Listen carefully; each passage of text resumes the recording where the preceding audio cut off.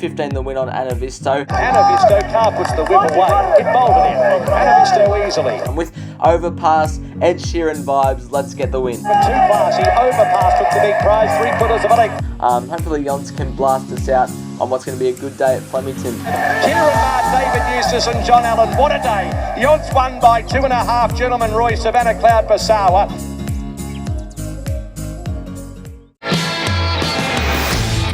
Hello everyone and welcome to my Newmarket Handicap Day preview. What a race day it is with the Newmarket Handicap and Australia Cup, both Group 1 races. It's going to be a cracker of a day. Let's get on with race number 1. Race 1 is the Group 3 Thoroughbred Breeders' Stakes over the 1200 metres for the 2-year-old fillies, and Nana Gui for Peter Moody is the $3.80 favourite, $5 for Ruthless Dame. The main winner now, Varvea and La Joya, come through this race at Sandown. I think it was either a 2-year-old handicap or a 2-year-old maiden. Pretty sure it was a 2-year-old handicap.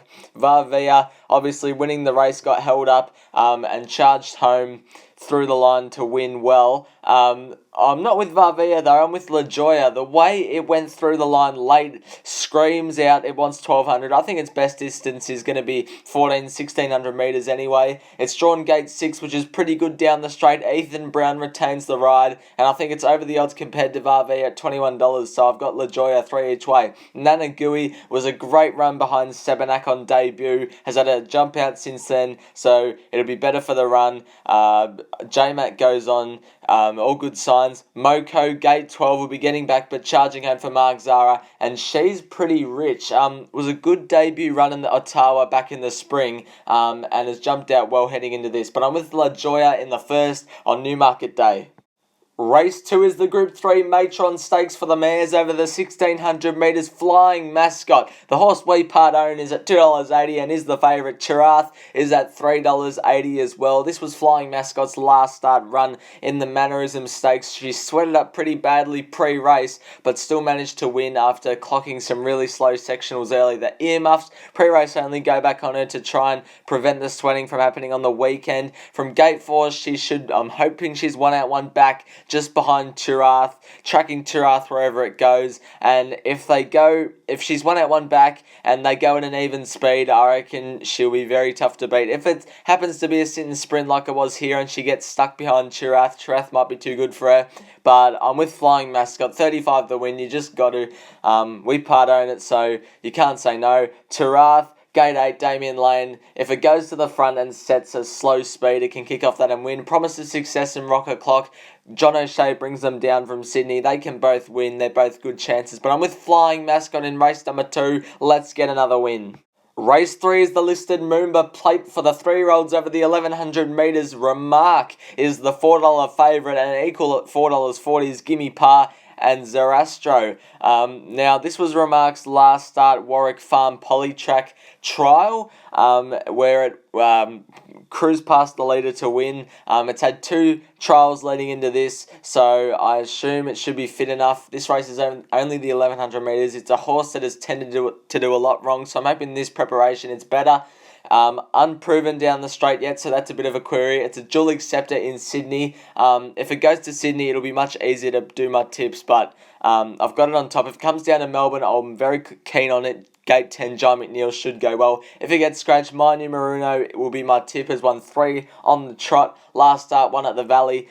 Should be getting midfield on pace on the weekend. Just covered up, get out and go Wooshka. Zarastro will probably get scratched. It's running at Canterbury tomorrow, but it's a good chance. And General Bow has to lump the 61, but can win. I'm with Remark, and if that's not running, My Numeruno in race number 3.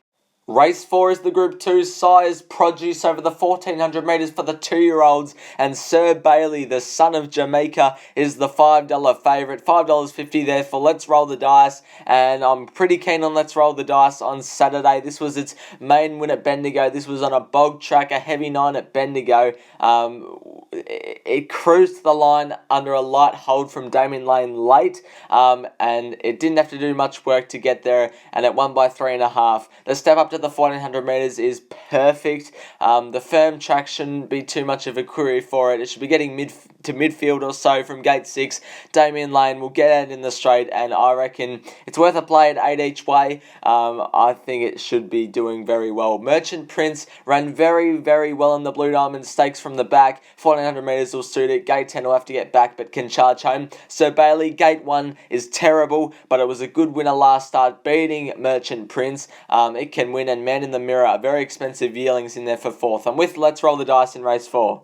Race 5 is the Group 2 CUNY Stakes over the 1600 metres for the 3-year-old fillies, and Argentia for Mark Zara, Anthony and Sam Friedman is the $3.50 favourite. This was a last start effort of Barb Raider in the Vanity Stakes at Flemington, where it was able to run down Ancient Girl and win this race. Now, it had the concussion plates on for the first time this race, and it just kept getting backed in, and it won with authority. Now, this is going to be a very interesting race on the weekend. I think if it's a bit of a sin sprint, it can get to outside the lead with Craig Williams. If it's a bit of a sin sprint, I reckon Barb Raider's the winner. If they somehow go at a genuine clip, I reckon Yearning and Argentia are the ones to beat. I've taken the risk with Barb Raider, hoping they go slow, 15 the win on it. Yearning was a Black Booker last start behind Lavish Girl. Argentia was pretty good behind Lavish Girl as well, and so you see a very dominant Pakenham maiden winner can take the step up. Taking the risk with Barb Raider, but hopefully it can pay off. Race 6 is the first of the Group 1s. It's the Newmarket Handicap over the 1200 metres. Home Affairs is the $3.50 favourite and $3.80 for Lost and Running. The rest are in double figures, and this is a last start effort of Lost and Running up in Sydney, beating Overpass. We watched the Overpass replay last week, but Lost and Running cruised past them here to win by 2 lengths. Very interesting runner. It's done nothing wrong in its career. Gate 9 on the weekend. It should be covered up, maybe just in behind the leaders. Can get out late and go see you later to Home Affairs. It's a very open race, a very good race this year, the Newmarket Handicap, but I think Lost and Running is the one to beat. Home Affairs has a 4.5 kilo weight swing. Swatstat has a 4.5 kilo weight swing on Home Affairs, but Home Affairs won the Lightning Stakes last time, beating Nature Strip. Nature Strip obviously should have won that race. Gate 16, J-Mac can do well. Swatstat has a 4.5 kilo weight turnaround on Home Affairs, and it only finished a length and a half off Home Affairs last start, so it can definitely win, and Masked Crusader could just blouse them all late if they go too quick, but I'm with Lost and Running in the Newmarket. Hopefully that's the winner.